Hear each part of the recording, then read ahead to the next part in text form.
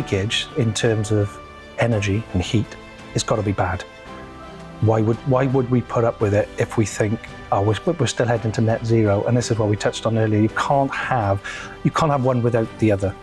It's a mixed message, isn't it? Absolutely, and you've got to be careful. Are we just talking and are we going back? Oh yeah, but monetary. No, it can't be about money. You're never going to remove money altogether, though, are you? No. That's always going to be a driving factor. The NHS isn't going to be, all that pressure is going to be alleviated by just chucking in some solar panels and some air source heat pump, and then we go, yeah, but a little air leakage, we can cope with that because it's low carbon. Well, no, because ultimately the end user, the homeowner, whether it be a family with some small children, or two older people, or just some general, middle class working people, I guess.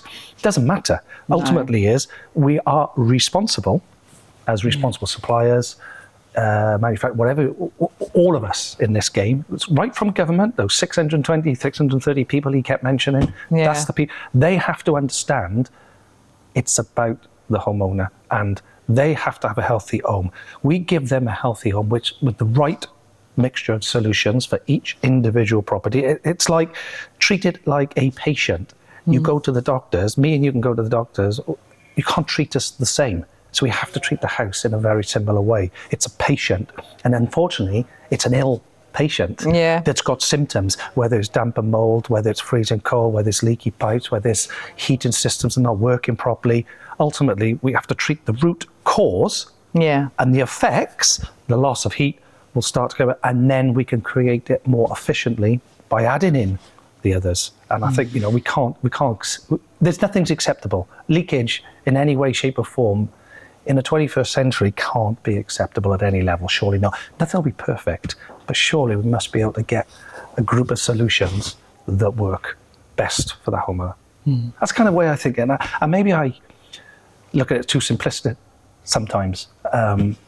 No, but I think sometimes you've got to just drop it to basics, haven't you?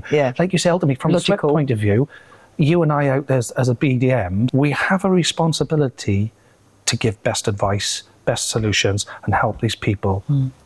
Ultimately, the homeowner, we're not speaking directly to them. No. But surely we have a responsibility to them to make sure whatever's being done. And that goes for everybody who's involved, isn't it? Yeah. Because would we accept in our own house?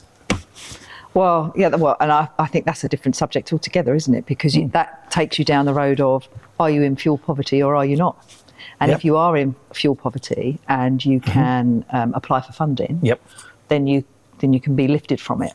But I would say that there is probably a large percentage of the population that don't even realise that they're in fuel poverty because they can't apply for a lot of these grants. No, absolutely. Because they've both got jobs in the home. But ultimately, they could still be living in a very energy inefficient home that potentially is showing signs of damp and mould as well.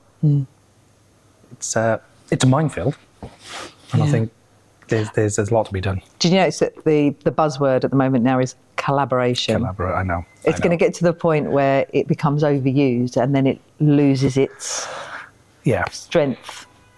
Yeah. And almost, if you go back 15, 20 years, it was best practice. Yeah.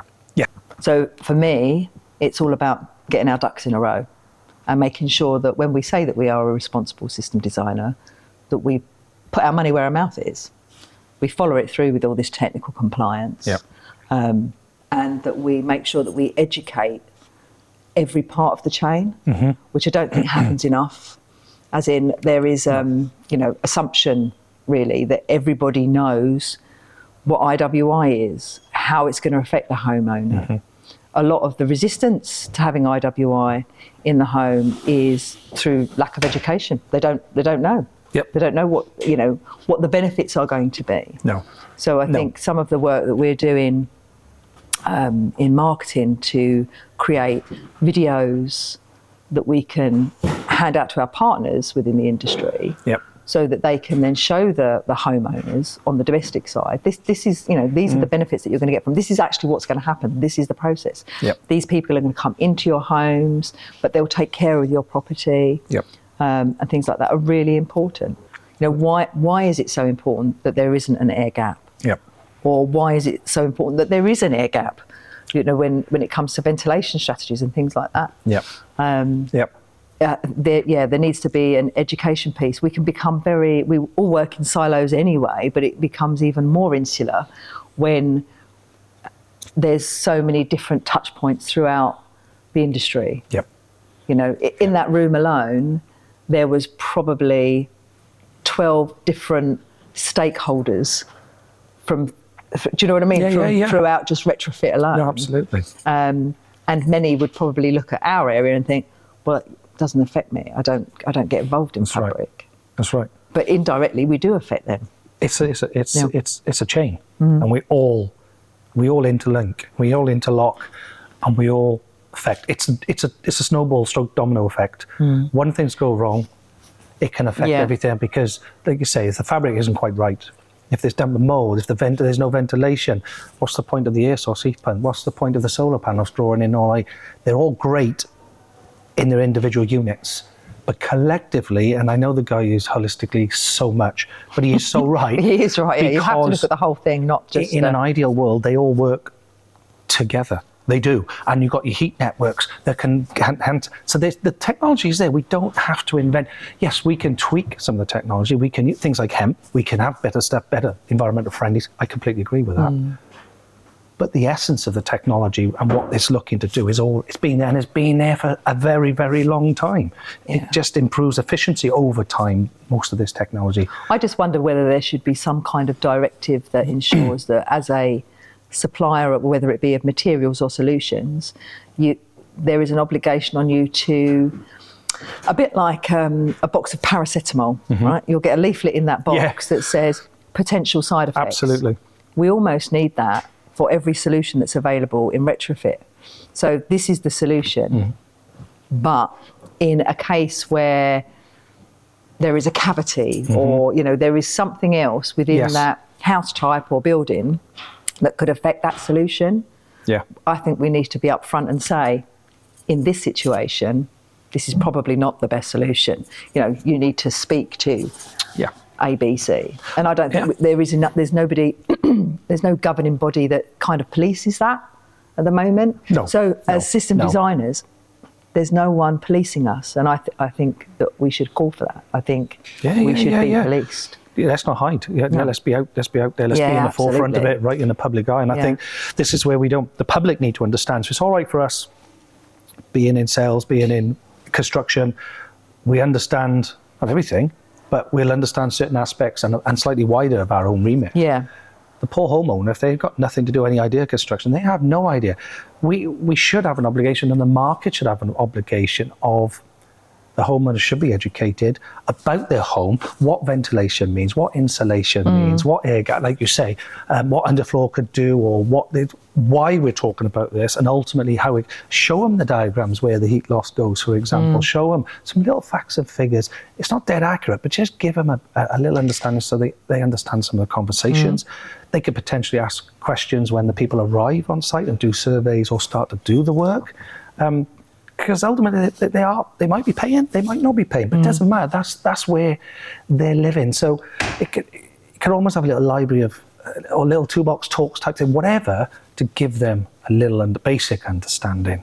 Because it's too easy. Just don't know what's the best platform for that. Because unless you're in our industry, you wouldn't buy into it, would you? You wouldn't. Where would you come across it? We don't.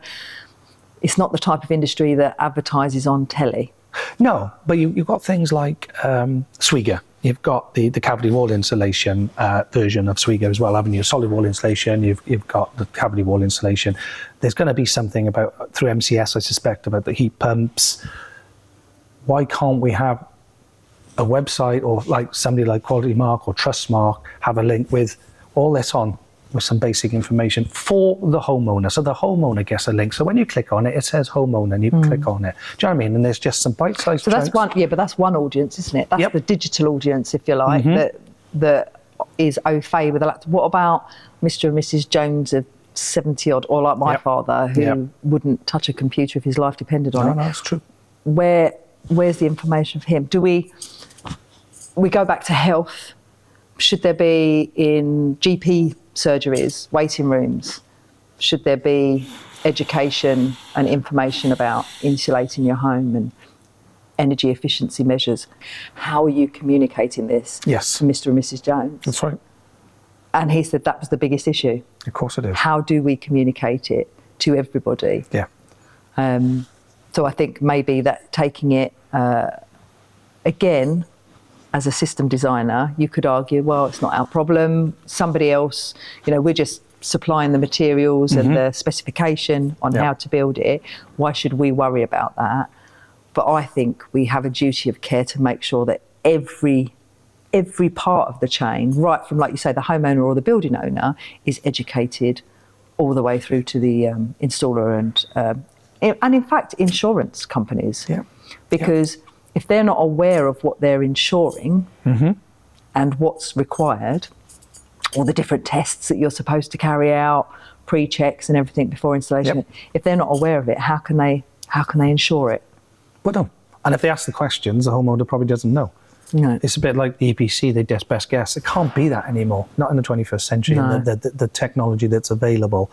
You're right. And I don't know, you can't produce loads and loads of leaflets because people might not want to read them all. But there's got to be better ways, and that could be done through like local forums because they're in front of these people. You've got people in local council, they're front line. Yeah. So maybe there is an argument that we all should be, or there should be some better communication between us companies and those frontline people that they can then tell. Well, these surely people. if we do that, if we start to inform better, that will build the trust back. Collaboration. Yeah.